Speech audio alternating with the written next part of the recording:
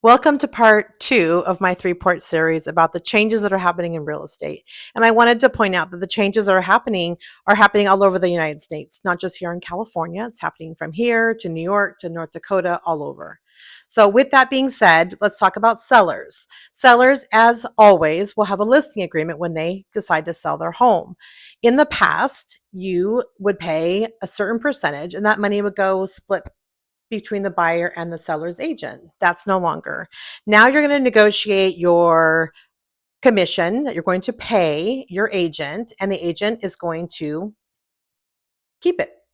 There's no longer where the seller is obligated to offer compensation to the buyer's agent.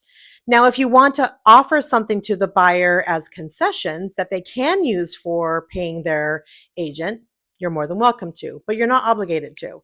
Now, if you were thinking about maybe helping the buyer in some way, which now calling concessions, you could wait for the buyer to ask. And then the buyer could use those concessions to pay their buyer commission or their closing costs or any of the other fees they might have in the transaction.